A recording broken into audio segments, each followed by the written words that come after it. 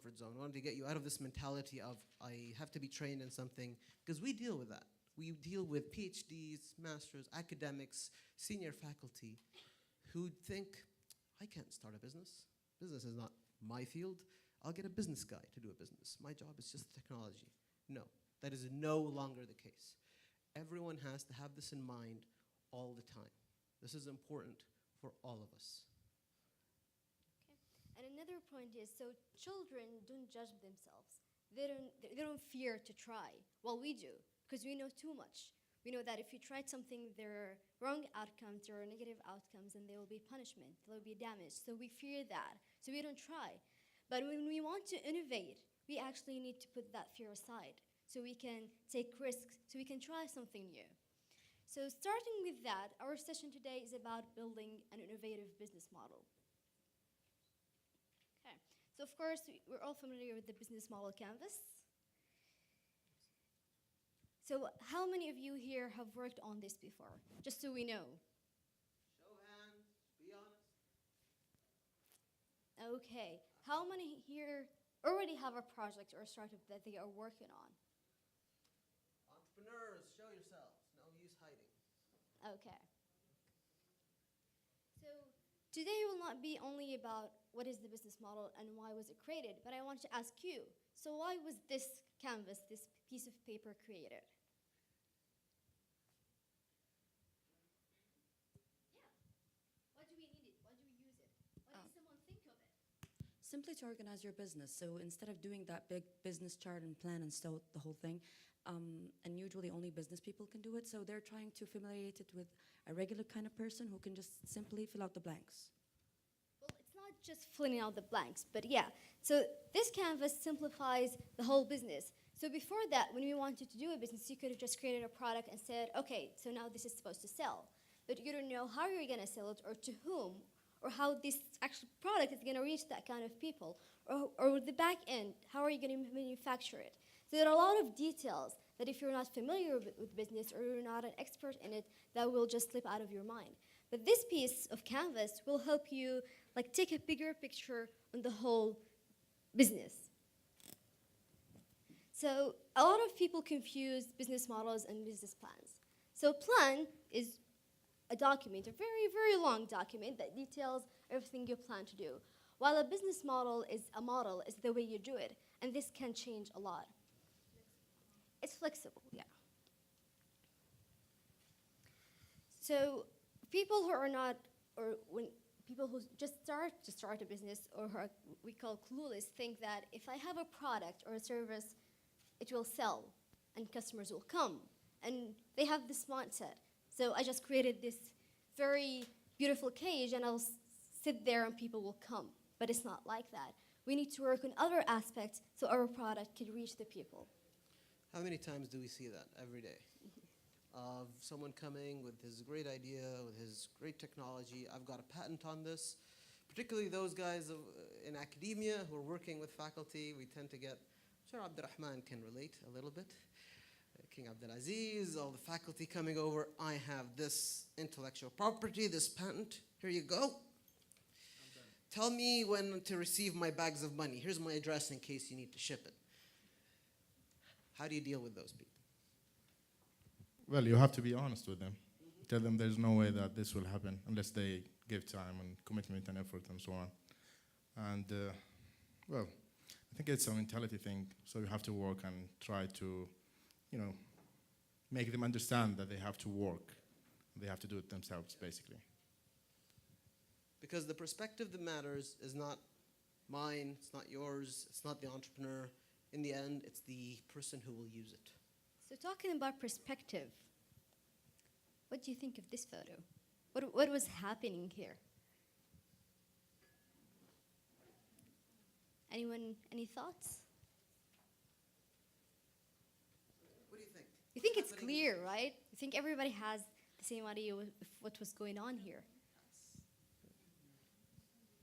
Any guesses? We already have assumptions here, but I just want someone to state it out loud. Try. It's like someone wants to draw something that he saw, but he was afraid it's going to be banned. That's what came to my mind. Okay. So he drew this. Whoa. Okay. Just averted disaster. So he drew this drawing because he couldn't draw the actual people. Interesting. So you thought of the person who actually created the image. I haven't seen that perspective before. Yeah, that's a very interesting way to look at it. So the shadows. All of us have this one idea in mind, right? But let me show you the full picture. They were just two strangers walking by, and the shadow was telling something different. So this assumption that we have is something that we do in a lot of things, especially with businesses and startups. So we assume things, and we focus on them too much, and we think, I know this is right, only it's just an assumption, but we think it's right. Only if we just zoomed out a bit, we'll see a whole new perspective of things. This is the bigger picture that the business model canvas help us visualize. Okay, so the goal of this session is to help you build a very innovative business model. But how? So how do you know? How can you judge? Well, there are this design or this graph help us decide by answering 3 questions. So question number 1, desirability. Do they want this? So the customer, the one we're trying to sell this product or service to, does he really want this? Because sometimes you might build a very brilliant idea that no one wants. A solution that you think is very brilliant, but the customer doesn't want this solution. He's just okay with the problem as it is. So that's the first question that you need to answer. And then the second question would be, can we do this? Do we have the resources? Do we have the capital? Do we have the skills that's needed to do this? And we face that a lot, especially like in the university accelerator that we run, because what we get is mostly students. With students, they have this great idea that you want to do, but they have no idea how to do it. They don't have the skills, the knowledge, the expertise, or anything. We have a lot of interesting people in the room who've got a lot of background with startups over the years. So, little trivia question for you guys. What is the single biggest cause of startup failure? Shout it out.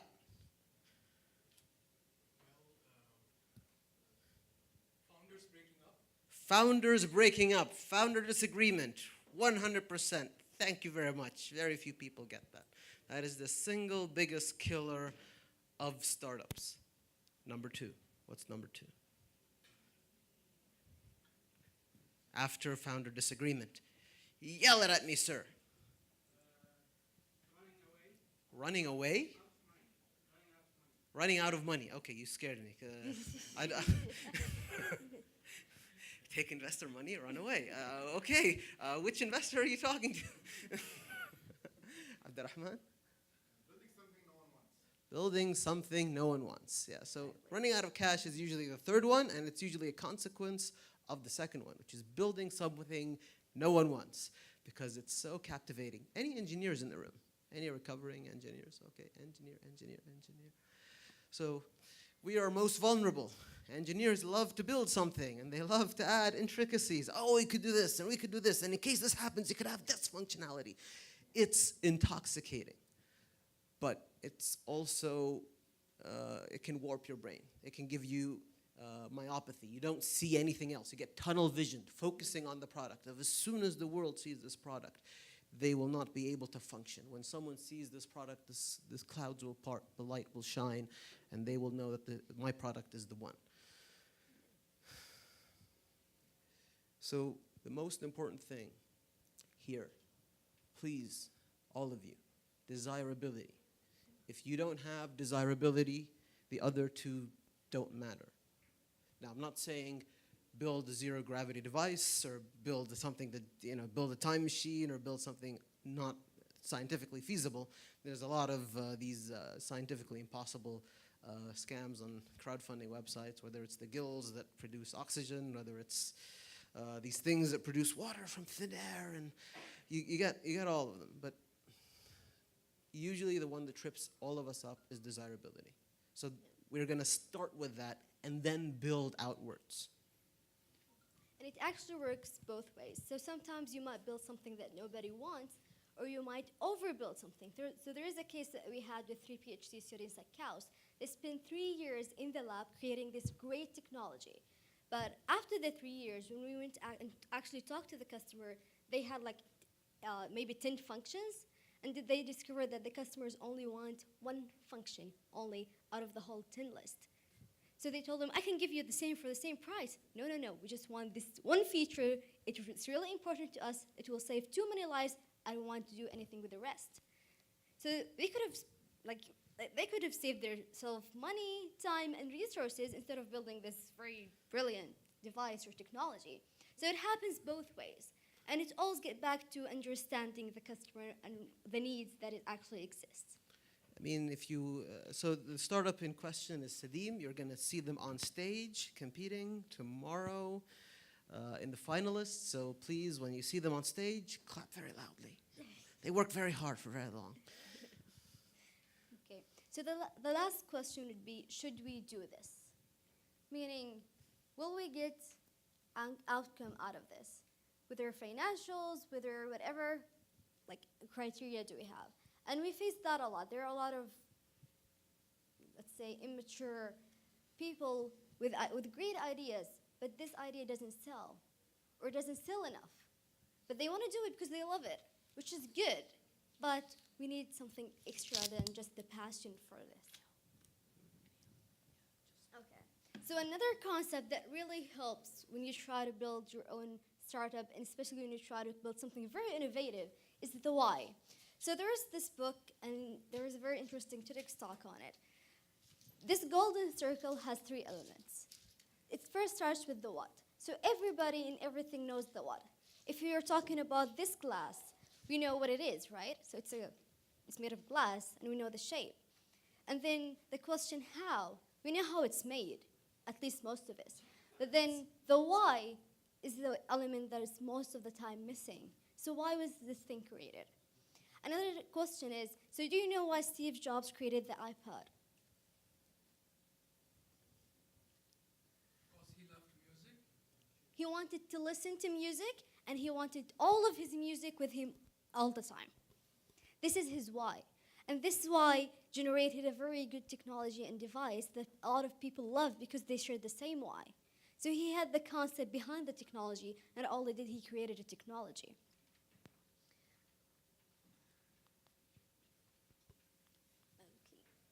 So, starting with the business model. Yeah.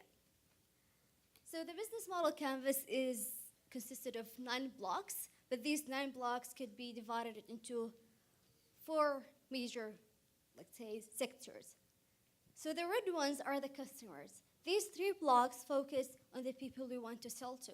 It's about who they are, how do you reach them, and what's your relationship with them. Where do we start? Where do we start? Oh. Louder. Where do we start? I need the whole room, guys. Come on. Just say it out loud. 1, 2, 3. Value proposition, customers.